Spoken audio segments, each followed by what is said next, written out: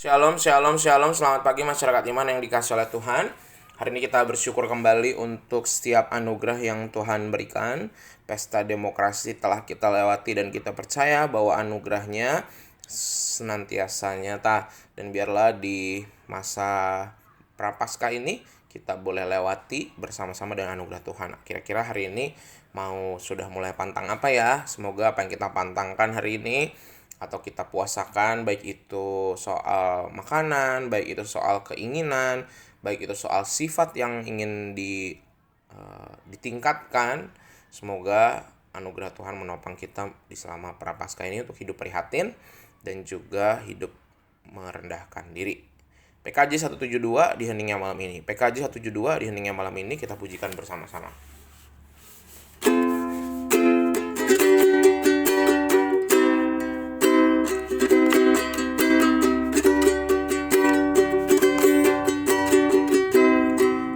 Heningnya malam ini tulus dan rendah hati bertelut berdoa padamu. Inilah bisik kalung apa yang aku miliki, tubuh dan jiwa ini ku serahkan hanya padamu, kurban persembahanku. Walau ku berdosa, walau ternoda, tetapi darah yang kudus telah sucikan diriku, dan jati diriku kini bukan diriku lagi, melainkan Kristus Tuhanku hidup dalam diriku. Mari kita berdoa. Tuhan ya Tuhan, hiduplah dalam diri kami hari ini, biarlah hanya kebenaran firman-Mu yang dinyatakan bagi kami. Kami serahkan hanya dalam nama-Mu kami berdoa. Amin. Kita buka bersama-sama Ulangan 34 ayat 1 sampai 5. Ulangan 34 ayat 1 sampai 5. Dengarkanlah sabda Tuhan. Kemudian naiklah Musa dari dataran Moab ke atas gunung Nebo, yakni ke atas puncak Pisga yang di tangan Yeriko. Lalu Tuhan memperlihatkan kepadanya seluruh negeri itu, daerah Gilead sampai ke kota Dan, seluruh Naftali, tanah Efraim dan Manasye, seluruh tanah Yehuda sampai laut sebelah barat, tanah Negeb dan lembah Yordan, lembah Yeriko di kota pohon korma itu sampai Zoar. Dan berfirmanlah Tuhan kepadanya, inilah negeri yang kujanjikan dengan sumpah kepada Abraham, Ishak dan Yakub. Demikian, kepada keturunan mula akan kuberikan negeri itu. Aku mengizinkan engkau melihatnya dengan matamu sendiri, tetapi engkau tidak akan menyeberang ke sana. Lalu matilah Musa hamba Tuhan itu di sana di tanah Moab sesuai dengan firman Tuhan. Kita selalu berharap kita bisa tahu akhir hidup kita ya.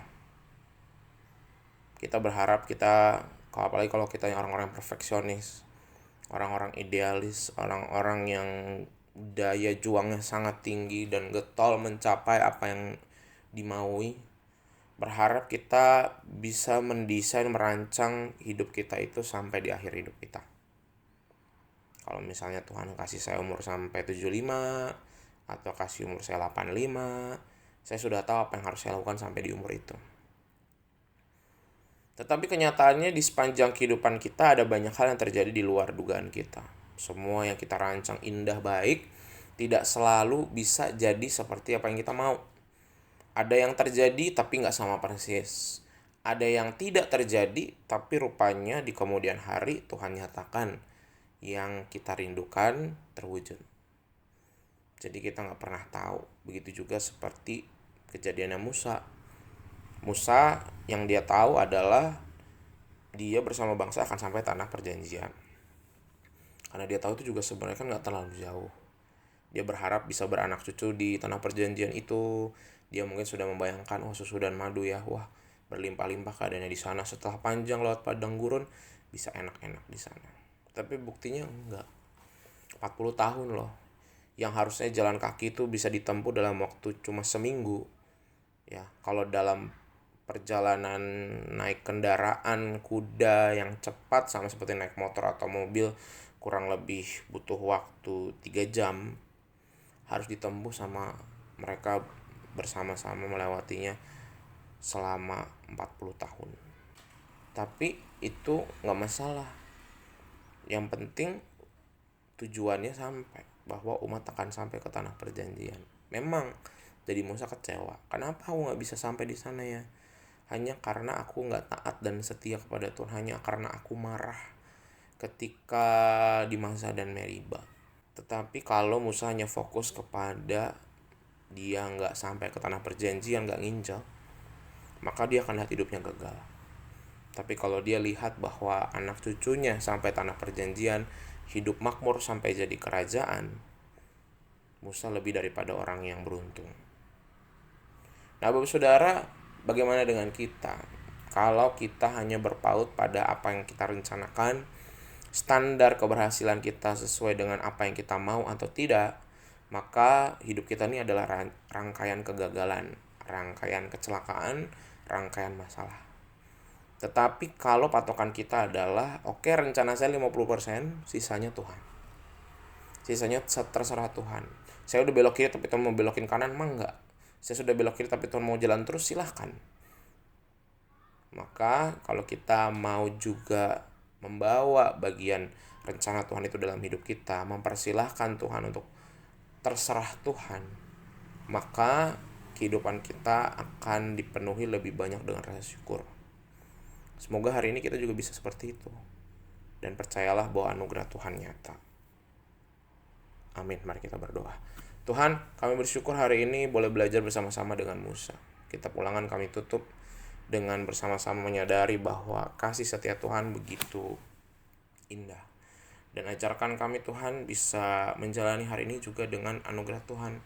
Fokus bukan hanya kehidupan kami sesuai dengan yang kami mau atau tidak, tetapi belajar melihat bahwa bonus-bonus dari Tuhan, tambahan kejadian hidup yang di luar dugaan, itu justru membuat kami lebih kuat dan mampu bertahan. Lebih membuat kami lebih bisa merangkul dan tersenyum di masa depan. Kami serahkan ya Tuhan, kehidupan kami hanya di dalam nama-Mu kami berdoa dan bersyukur. Haleluya. Amin. Selamat pagi, Tuhan Yesus memberkati, tetap bersemangat.